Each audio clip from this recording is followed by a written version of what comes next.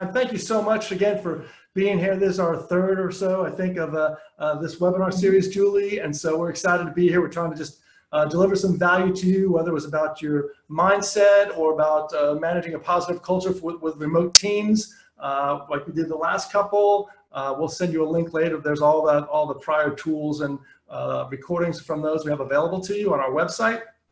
And this one's about resilient leadership. So we're going to be sharing some slides with you this time, a little bit different format, and we'll do some polling. So please know that we'll also be able to be providing you, as we have in the past, the recordings and the associated tools afterwards, so you don't have to take copious notes or take pictures of your screen or anything. So we would ask you to use the Q&A box. It's a little easier for us to kind of track the questions and see them versus the chat box. If you want to chat with each other, that's fine. But if you want to direct a question to us, please go ahead and use the Q&A function at the bottom of your screen. And we'll just go from here. Thanks again for being here. We really appreciate your time. Again, I'm Lee Colan. I'm here with my partner, Julie Davis-Colan. We co-founded this business, the L Group, 21 years ago now. And we're really all about helping people elevate their leadership at every level, whether it's personal leadership, team leadership, or organizational leadership. We believe leadership's an inside job. It starts from the personal leadership and then emanates out from that.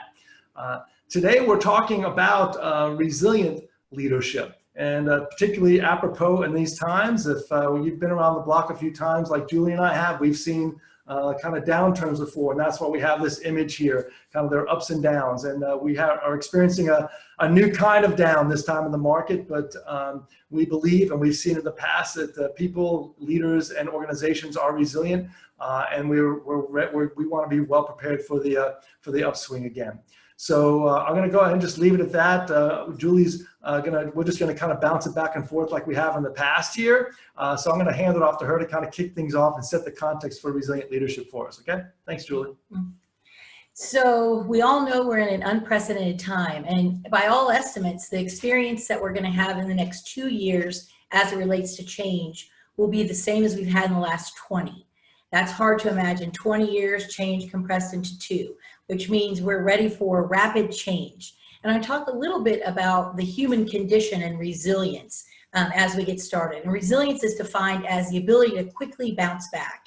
And I know quickly isn't even a word that seems relevant in some of your cases at this point. It seems like everything is very slow. But there's good news about resilience in the human condition. And I'm going to show you a graph. For those of you that are on the phone, that we are looking at a regular bell-shaped curve. The beautiful thing about this is that the middle piece, the most significant portion, represents resilience. And in times of human challenge and trauma, the human nature is extremely resilient, and most people bounce back quickly. On the left-hand side, on the lower side of the graph, we have something called post-traumatic trauma, or post-traumatic stress disorder, whichever you want to call that. And that happens to a small number of people, and there are certain protocols to deal with that when big changes occur, when trauma occurs, or when people are experiencing adversity. On the other side of the graph is a beautiful piece that we don't often talk about, called post-traumatic growth. And that's an area where people thrive in a way they never had before. They become more resilient than before even, and have the ability to embrace new things, new learning quickly with zest and power. And so looking at this bar graph, I know that there are some of us in all of that, but the beautiful thing is that most people, most of your employees, most of your family members, most people you encounter are going to naturally come into this resilience curve. Granted, some on the high end toward growth, some on the lower end. But knowing that about the past, and it's been studied for years and years, that human beings are resilient, gives us a firm foundation from which to look at what do we do with people and how do we lead people? How do we lead with resilient leadership? So I just wanted to provide that as a context, Lee, as we kind of start talking about what leadership practices we should have in this special time. Sure, thanks, Julie. And so let's look at kind of now back up from a kind of a leadership and a business perspective, look at the relative position between leadership practices and their impact on market position. So you see you have a 2x2 graph here. I'm a big believer that the world's problems can be solved by a 2x2 if you get the right axes. So I think this is one of them. So at the bottom, we have kind of economic conditions for your business. And on the vertical axis, we can see leadership practices from ineffective to the top of effective practices. Economic conditions go from poor to good, from left to right on your screen.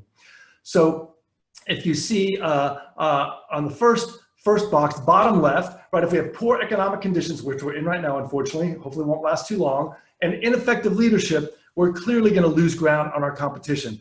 This is a bad time for those folks, right? So that means we're struggling and we don't really have the vision, the direction, the communication, the teamwork, the collaboration we need to kind of get out of that. Those people are going to be losing position. You hope those are your competitors. We don't want those to be you.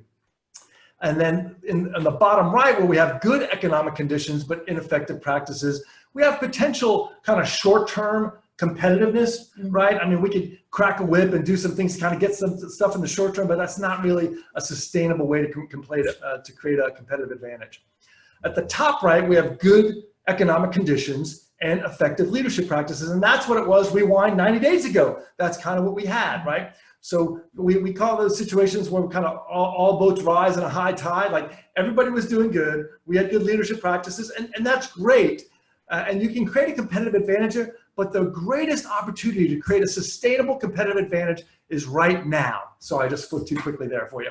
So that's in the top left quadrant here. We have poor economic conditions, where we are now, and effective leadership practices. That's where we create separation from our competition. We are more innovative, we're more engaging, we're more involving, we're thinking differently, we're getting more focused about, you know, how we can kind of bring cost out of our business, but more importantly, bring value to our customers. That's really where we create a difference. And we've seen this before. We do a lot of work in the energy industry, and they're very predictable kind of 7 or 8 year cycles of up and down and up and down. And we've seen it that every time our clients that really have this great leadership, sometimes you can't control these downturns, just like none of us can control this downturn, right? But they really get their team really tight. In fact, one of our clients said, man, if we were as effective as we were when we're down in the valley, once we get back on the peak again, we'd be golden, right? We're at our best when we're down there. We're pulling together. We're going in the same direction. We're really focused. We're innovating. We're collaborating. All those things that you want your team. And if you have the right leadership, it brings out the best in this time of adversity. And as a result, when you come back up, all the other ones in the other quadrants are down here, and you start separating yourself from the rest of the pack. So although it's a very tough time now, people are struggling in lots of different ways. We know that from a business perspective. We believe this is a great opportunity for you to start preparing to separate yourself from your competition. So we just wanted to encourage you with that and make sure as a leader, you bring the right mindset to the table, rewind to a couple of webinars ago, so that you're bringing that positive outlook to your team and saying, hey, here's an opportunity for us to differentiate. So with that, let's go ahead and move to what are we call common responses to tough times. Down on the left-hand column here, you see a common response when things get tough can be skepticism. Oh man, we're never gonna get out of this. When's this gonna last? Oh, I'm locked in my house. My team's gotta be remote. All kinds of excuses and skepticism, right? The more resilient response is optimism. Hey guys, here's an opportunity. You know, here's a way that we can kind of get out of it. So you may have seen some of our tools before that talk about, as the leader now, you have to be optimistic. We're not saying be Pollyanna, right, Julie? But just being optimistic about things that are to come. Another common response is survival. Man, if we could just get through this, right? But the more resilient response is opportunity. Hey guys, just like I was alluding to a minute ago, this is an opportunity for us to think differently, do some things differently, really create some urgency around some initiatives that have been out there. I'll use an example a little later on, but this is a time of opportunity. The third common response is control, and this is natural, right? Most CEOs and leaders, they're used to being able to control their destiny and make it, kind of get their hands around things. I'm not talking about micromanaging, just kind of control the outcome, even just by their sheer effort. But now it's like, who could control anything, right? So what happens is when we have that control taken away from us, our natural instinct is to get a tighter and tighter grip on things. It just doesn't work. So the more effective and resilient leaders find that they have to involve their team. Hey guys, I don't have all the answers. Let's figure this out together. How do we need to deliver our services or products differently? How do we need to rethink things? How do we need to communicate differently? So involvement is really the more resilient response here. And lastly, the fourth common response to tough times is panic. Hair's on fire. Oh my God, the world's gonna end. And that's why where a little bit of seasoning does help out with your leaders is they could say, step back here. You know what, guys? We've been through this before. Not this exact downturn, for sure. So many unique things about it, but we've been through the cycles before. We understand. Let's get focused. Let's kind of buckle down here. And that's really the more resilient response. So we're going to spend the rest of the time talking about these 4 resilient responses: optimism, opportunity, involvement, and focus. A little bit about the leadership assumptions that go into them, the personal assumptions, and the leadership behavior, and then the kind of outcomes you get there. So, but before we do that, we're going to take a quick poll. So let me just engage the polling here real quick, and then see. We're going to just ask you guys, which of these do you think are most? I'm going to launch the polling right now, so you should see it on your screen. So if you can answer just which of these 4 resilient responses would you like to see more of in your organization? So go ahead and click now and let me know what you think.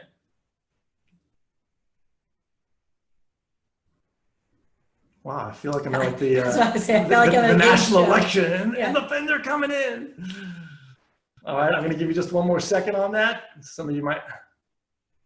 Oh, you're still coming in. All right, guys, give you a couple more seconds and give you 2 more seconds here, and then we'll end the polling. And here we go. All right, so here are the results.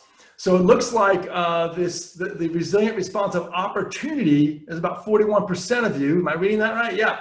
And then followed by involvement. So I think that is great. And listen, we understand survival is like such an ingrained natural instinct. So many of your leaders might be thinking that way. So we suggest that you be your own center of excellence and you kind of bring that perspective of opportunity. These are the opportunities that can come forward. And then involvement, again, a very deeply held kind of need is that control. So those are the 2 right there. So we'll try to make sure we emphasize those as we go on from here. So I'm going to stop sharing those and then go ahead and let Julie kick off. I'm going to talk a little bit about, and then before I kick it off to Julie, kind of the power of assumptions. I alluded to this just a moment ago. So take a look at this, this little quick model here, right? So if you think about this, we all are either victims or victors of our personal assumptions, right? So I might have an assumption about my organization now, like, oh my gosh, we just don't have the products, we just don't have the team that's gonna be able to get us through this.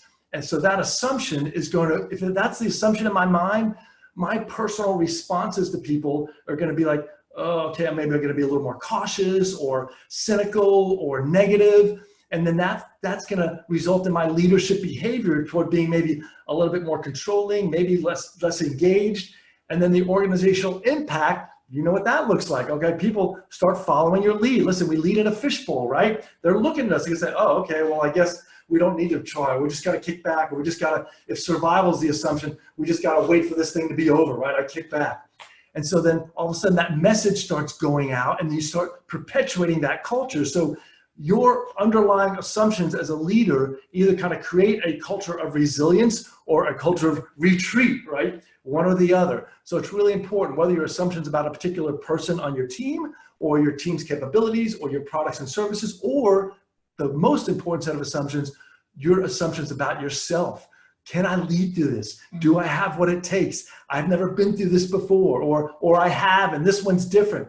So really question your assumptions and make sure, think about, are the assumptions I having creating a positive cycle for my team and ultimately a positive culture that's going to create a sustainable difference for my organization, or are they negative? These are tough discussions to have with yourself, right, Julie? I mean, and sometimes we can't see our assumptions. We have to have a partner, or we talked about this last time, your best team, buddies who encourage success and truth, BEST, buddies who encourage success and truth, people who say, hey, Lee, you know, the way you come off of that meeting kind of seemed like you really didn't trust your team, or I know you don't think that, but somehow that came across. So we need someone to really tell us the truth so we can peer through our behaviors to see what's the underlying assumption here. So very important to be in tune with your assumptions, because they're going to drive, you know, a lot, ultimately the culture in your organization and the kind of the leadership fingerprint you put on your organization. So with that in mind, now we're going to kick off to the 4 resilient responses. And Julie, you want to talk a little bit about optimism? I do, and I'm going to piggyback on something that Lee said about assumptions. And really, assumptions are kind of how your brain's cognitively wired together. And as we did the polling, we looked at, I think the question was, what would you like to see more in your organization? And then tying back to what Lee said in the beginning, leadership is an inside job. So what I'm going to challenge you to do with these leadership behaviors is whether you lead a team of thousands or you just lead yourself, to really look at applying this to yourself first, right, and then extending it out to others. If you are in a leadership position, you are a beacon right now. People are looking, you talked about leading in a fishbowl. People are looking at every little message, every Zoom nonverbal that you're giving and all of that. So it really starts with kind of restructuring your own thinking. And I love the phrase, thoughts that fire together, wire together. So that relates to assumptions.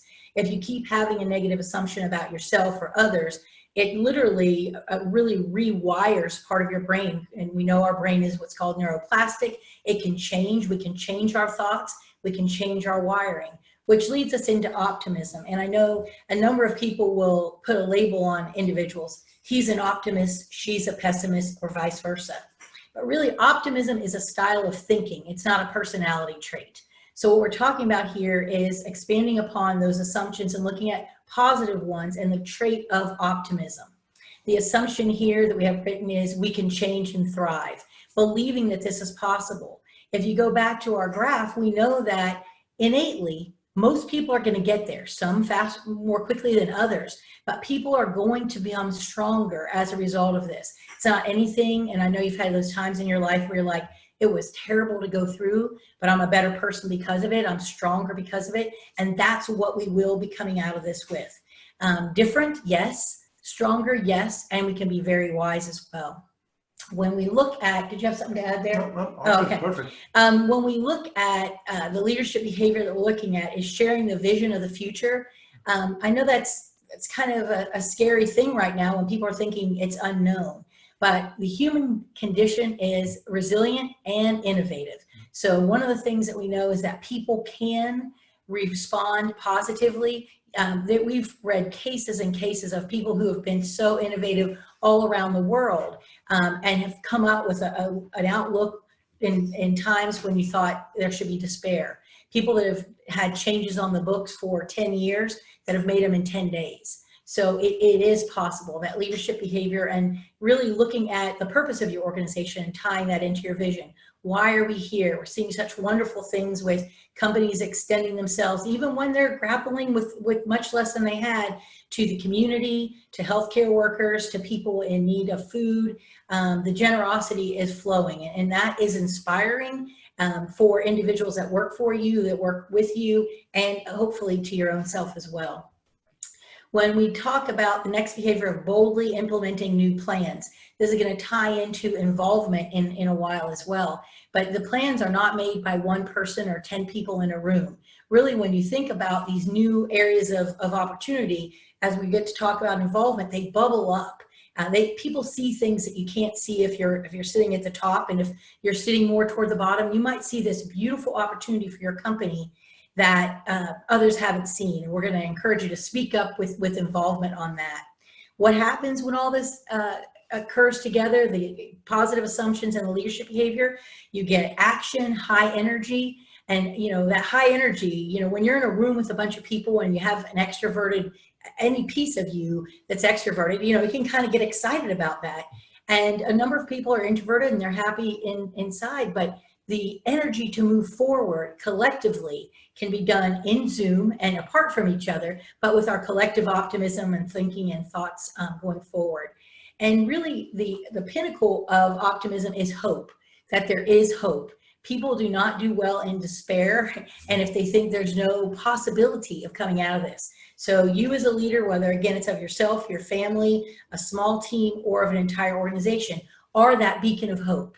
You are there to light a way to a better future. So I wanted to share a little bit about optimism, and now we will go to our next response. Oh, before I do that, I actually am going to talk about the yellow car phenomenon. Lee and I have talked about this phenomenon for years, but I think it's particularly relevant here. And that is looking for the positive. Right now, I would like to ask you, well, I'm not going to ask you this because you're not out driving, but typically I would ask you in the next day to look for a yellow car. And when you go out, even if we're not in New York City looking at yellow cabs, you would see many. and you'd say, oh, Julie and Lee have something to do with this? Did they like plot where I live? No. What that is just we've brought a yellow card to your attention. So I want you to look for, yellow is happy, look for areas of growth, areas of positivity within your company. The truth is, and it's not a psychic phenomenon, it's a physical phenomenon, that when you look for something, you see more of it. And the reason is because you have a function in your brain called the reticular activating system that actually helps to filter thoughts. And when you're thinking about a yellow car, whatever that might represent in your organization, you're going to see more of it. So be consciously thinking about intentionally, what do I want to see more of? And you have to look harder now. We're not all in a space to see that. You might have to look through Zoom or listen on a call, but look for those and reinforce those yellow cars that you see within your organization to help boost the optimism. Cool. Thanks, Julie. Appreciate it.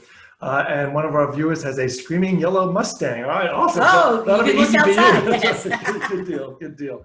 Well, let's go ahead and move on to the next response, which is opportunity. And by the way, just in response to someone on the chat box, we will be emailing you the recording and these slides after the session. Okay.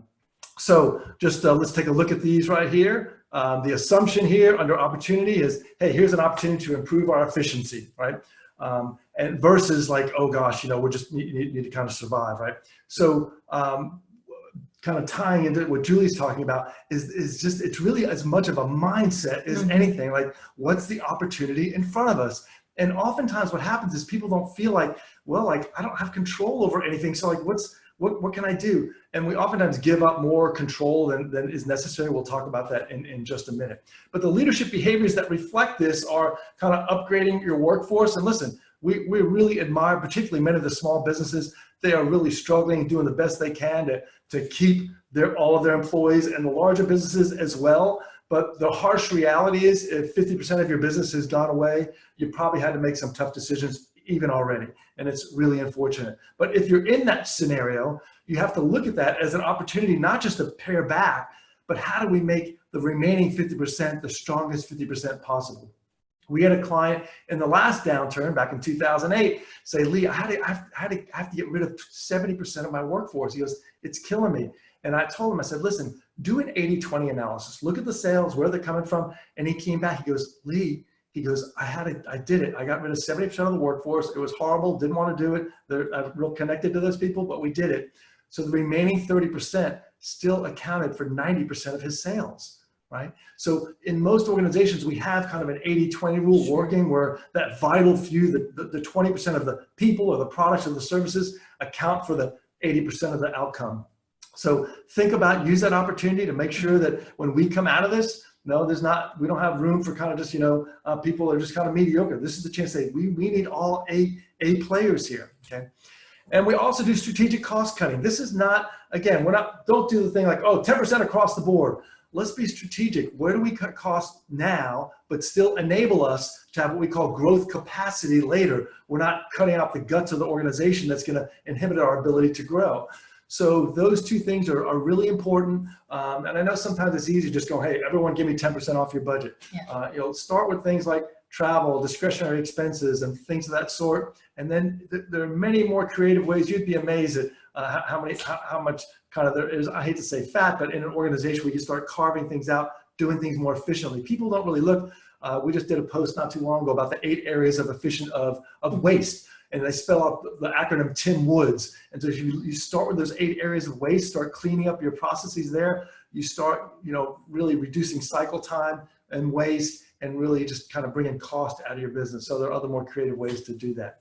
And the impact obviously is, higher employee commitment and sustained long-term growth. We call it growth capacity. If you think of like a legal scale, there's growth, drive growth. And then there's growth capacity, the ability, the capacity, the infrastructure, the people, the talent, the systems, the processes to then enable you to keep growing. So there's this delicate balance as a leader, particularly as an entrepreneur, to kind of invest in your business, grow, but then make sure you have growth, and then you're doing growth capacity. Now it's the other way. It's like, okay, we have to reduce the growth maybe and reduce some costs, but let's make sure we're not cutting back too much on our ability, the capacity to grow in the future.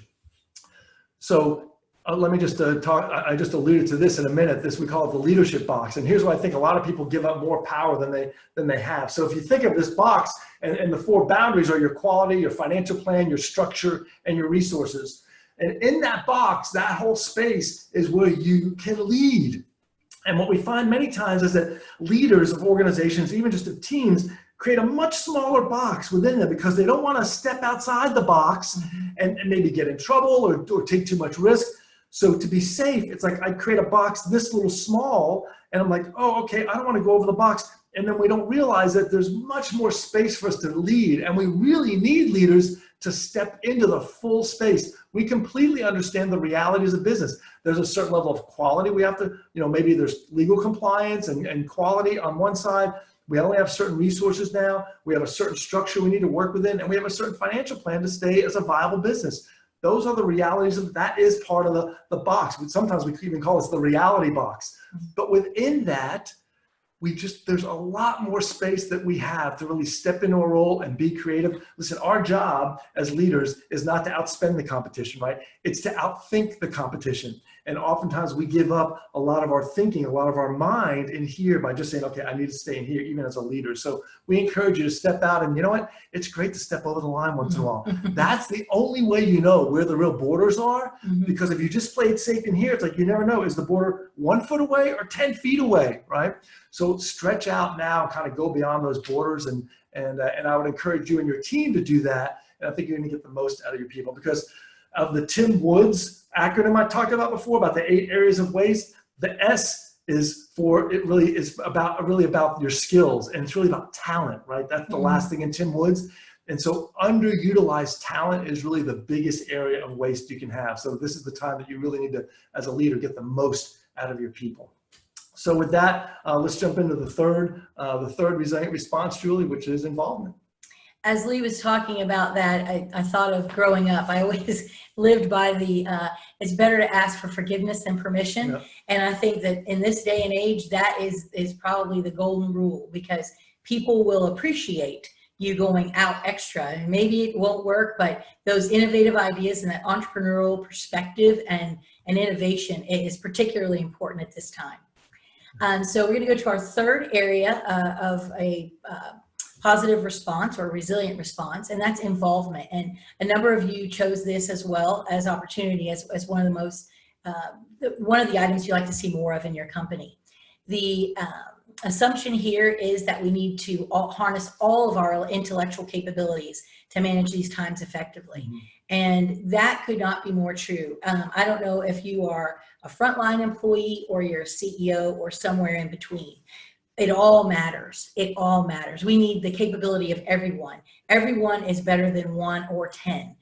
Again, we have time and time again, we see the most innovative perspectives and thoughts coming from people who are really close to the customer. And it's easy to evolve out of that. So all ideas are good. And in a matter of quantity, we've seen lots of improvement programs, even in good times, where quantity is the answer, not quality.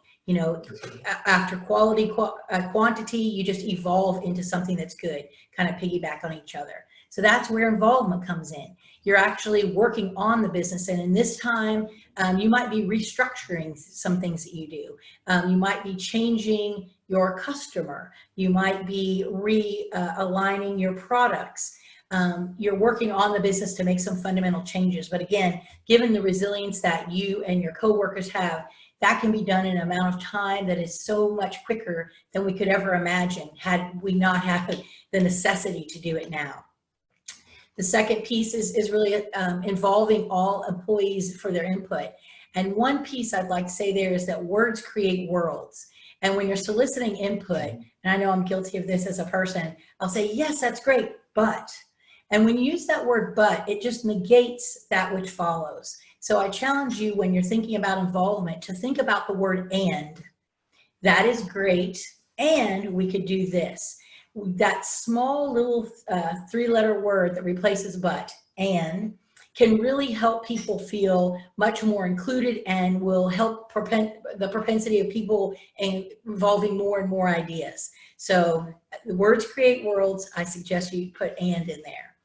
all of this involvement is great, but it really highlights the need for communication. In just a minute, I'm going to talk about that. We get all sorts of good things with involvement, ownership behavior, and this is a time when you really want everyone to be thinking like an entrepreneur. You want everyone to feel like they own this business. You are the CEO. I don't care what your role is, what would you do?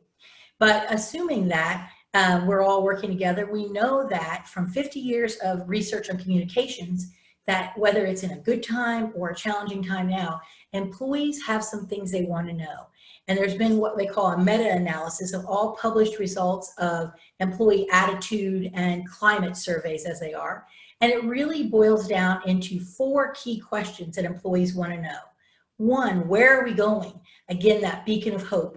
I knew where we were going. Where are we going now? What are our goals? 2nd, what are we doing to get there? What's the plan?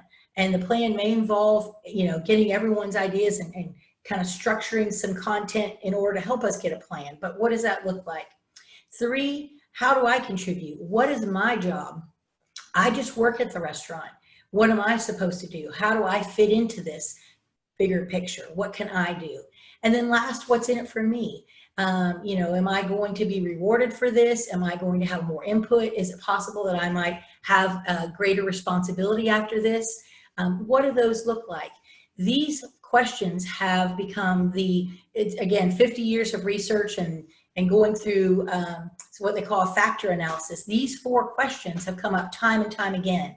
So whether employees are asking it or not, these are what they want to know. So a really key to involvement is communication, and these 4 questions, as well as where are we now? You could add that as an initial one. Where are we? Where are we going? So I'd say those are some key factors for involvement. So let's go ahead and Julie, we found that those 4 questions are really valuable to our clients. They even use this as a template, like 1 question per slide. Every staff meeting, every town hall, they make sure they're drilling those down. I love the quote from Jack Welch years ago, the famous former CEO of General Electric, used to say, you got to communicate till you're sick of hearing yourself. And then you got to communicate some more. Absolutely. So we've had a couple clients tell us, we think we're over communicating now. I was like, there is no way you could be over communicating, particularly right now. So let's go ahead and do another poll here and tell me kind of which of these fundamental 4 questions does your organization need to do a better job of addressing. So go ahead and let's see what you have to say on this one. While we're waiting for that, Leo, I just talk a little bit about what happens when you don't communicate and the nature of our brain.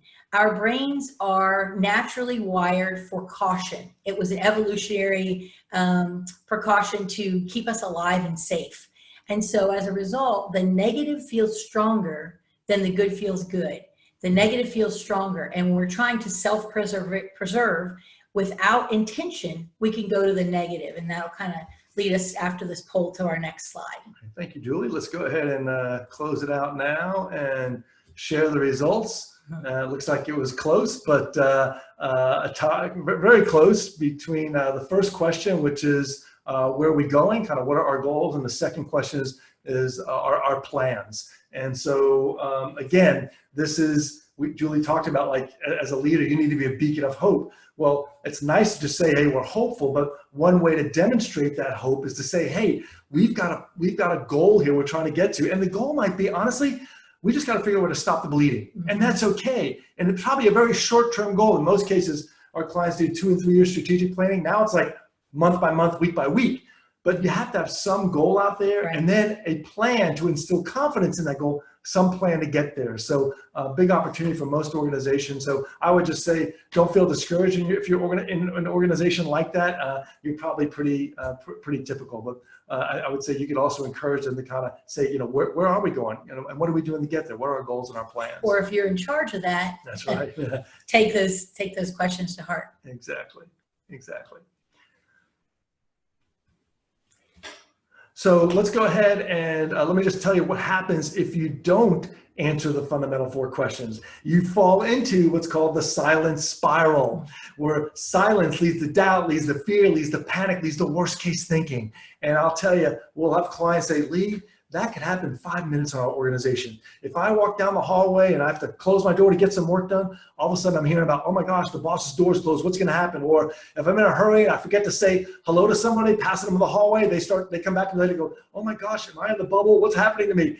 This is based on natural human insecurity. So don't take it personally, but take it as a challenge to your leadership to say, I have to proactively answer these fundamental 4 questions to avoid the silent spiral where people are taking 2 + 2 and getting 5. It's very predictable. So if in normal circumstances, you could fall into the silent spiral in 5 or 10 minutes in a normal workplace situation, can you imagine how quickly you can fall into this when we're in this remote situation? So we really encourage you to be very diligent. It's one thing to communicate, because we'll hear our clients tell us a lot, Lee, we're communicating out the yazoo, but we're still getting low scores on this. What's happening is they're not answering the fundamental 4 questions that everyone's asking, whether or not you hear them.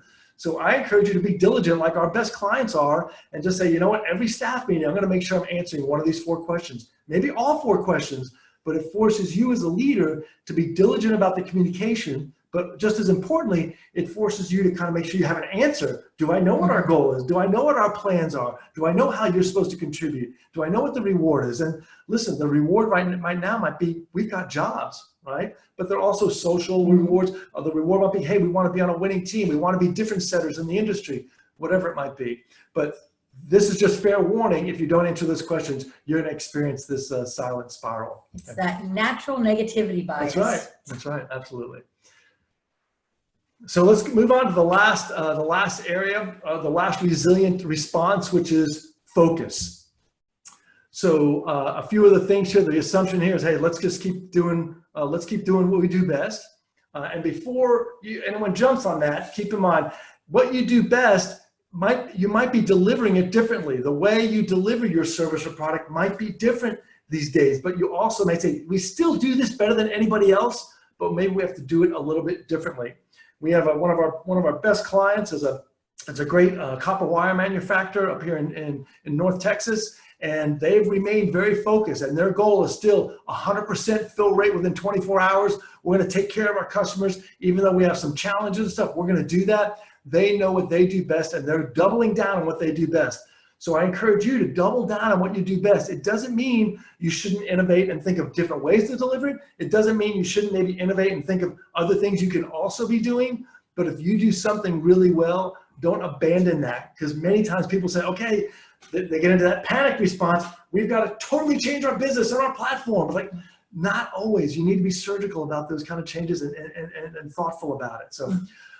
And some of the leadership behaviors that correspond to that are kind of just reinforcing your service and your existing customer relationships. And anytime people are trying to grab it, okay, where can we go? What new markets? Double down on your existing good relationships. Do you know it's 5 times more expensive to get new business from a new client than it is to get more business from an existing client, right? So that's where you want to focus your efforts. Focus on your most profitable units, your most profitable services and products and locations, and your most productive employees, right? It's all about focus here. And in order to be focused, you have to have a goal and a plan. Back to questions number 1 and 2 we just talked about, right? So if you don't have that, it's going to be really hard to have this focus. And you can see how if you don't have that, not only you might feel panic, but everyone else will be like, oh, okay, what's going on here? Your focus is really critical right now. And listen, necessity is the mother of invention. Most of our clients are like, okay, they double down, they know what needs to happen, so they get pretty focused now, which is good. And the impact is we get kind of improved perception of relative market position, and then the improved true market position improvements, right? Moving forward, and stronger, profitable, more profitable customer relationships moving forward. So let me just share kind of one simple tool we use to kind of help keep people focused. Sorry, my mouse has been a little tricky here. We call it the 3 W's. You've seen it before, no rocket science here, but there is science behind it because it gets people focused and accountable. Anytime you have a meeting, Zoom call, whatever, never leave that meeting or call without saying, what's gonna happen, who's gonna do it, and by when. And use that as a tracking form. Don't just throw it away next time before you start the next meeting. Okay, guys, these are the actions we had from last meeting. What's the status on them, right?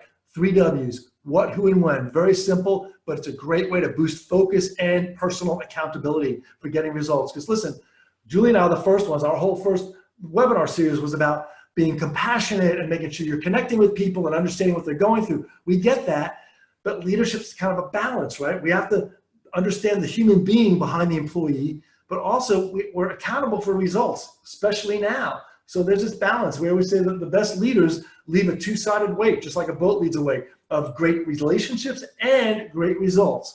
So this is one of those very simple tools that help you kind of drive better results. And just as importantly as keeping it kind of as a tool, whether it's in a Word document or Excel, whatever, we try to keep it as a mental template, because you'd be amazed. You walk past somebody on the hall or have a quick call with them, and just in a couple minutes, I'll say, okay, so Julie, so you're going to do this by then? And then more times than not, Julie might go, huh, Lee, how did you get that from our quick conversation? And that's back to maybe the assumptions I make or that she's making. Human communication is a highly imperfect science. And I would say we wouldn't even call it a science, right? It's an art, baby. So, Yes. so this is just one way to kind of bring some clarity to that, to say, okay, before we leave, let's just be clear. You're going to do this by this date. I'm going to do this by this date. So think of the 3 W's. It's very useful. There are very few tools. Listen, leaders are nothing more than just understanding how people work. They're really business psychologists, if you will, right? They're understanding how the brain works, how people work within a work setting, and using that to your advantage. So this is one of those tools that takes advantage of that, or leverages that knowledge. Listen, we don't all like run toward accountability, right? What's the old saying? Accountability is like rain. Everybody knows it's good for you, but nobody wants to get wet, right? So this is a simple, gentle way to kind of hone that accountability for your team. So we talked about the 4 resilient responses. Here's a quick summary right here: optimism, opportunity, involvement, and focus, and each of the assumptions that we make as a leader, and then the corresponding leadership behavior. Again, we will send this to you via email after this call. But for now, let me just invite you to, if you'd like to text the word leadership to 444-999, you'll get our newsletter that comes out twice a week. There's very little or no selling in it. It's really about adding value. On Tuesday mornings, you'll get a leadership letter that talks about some of the things we just talked about today. And then on Friday mornings, you get weekend inspiration, which is very popular with our readers, right? Just a quick poem, a quick video, a quick nugget or insider inspiration to kind of get your weekend off to a good start. So if you'd like to be part of that, we'd love to invite you into our community around that. Just text leadership to 444-999. Additionally, leaders or learners, feel free to visit our site. There's a tab there for free tools. Elevate your game. There are top 10 lists. There are self-assessments. There's other video clips. All of our blog posts are organized by keyword. You can learn out there, elevate your game so that you can help kind of bring your team along with you. So for now, we're just a minute ahead of time, so we'll just respect your time here. We really, again, appreciate your call on behalf of Julie and myself. If we didn't get to any questions, we commit, and we always have in the past, to within 72 hours answer your questions personally. So we'll keep track of any of the questions that came through. If we couldn't get to them now, then you can expect an email from us. In the meantime, within the next 24 hours, everyone on the call will get an email with the recording and the slide deck. Okay. Thanks again. God bless. We appreciate you guys. Bye-bye now. Bye-bye.